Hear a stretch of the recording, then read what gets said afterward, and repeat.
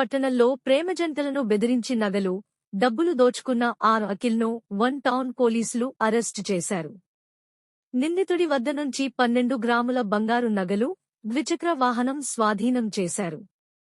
మొత్తం 2 లక్షల రూపాయలు ఆస్తి రికవరీ అయింది. పోలీసులు కేసు నమోదు చేసి దర్యాప్తు కొనసాగిస్తున్నారు. నమస్కారం.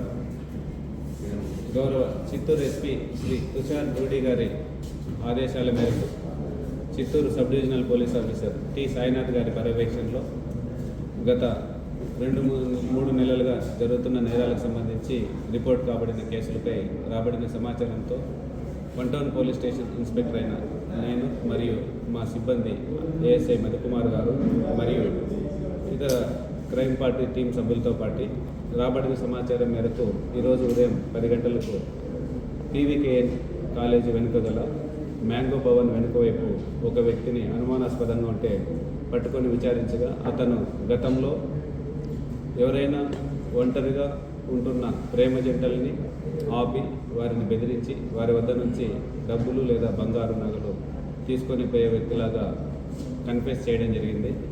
అతని కన్ఫెషన్ పైన అతను ఇచ్చిన వాంగ్మూలం పైన అతని దగ్గర నుంచి 2 బంగారు చైన్లని 6 గ్రాములు ఉన్న చైన్లని స్వాధీనం చేసుకొని అతను వాడుతున్న స్కూటీని కూడా స్వాధీనం చేసుకొని అతన్ని అరెస్ట్ చేయడం జరిగింది. అతన్ని రిమాండ్ కూడా పంపడమైంది.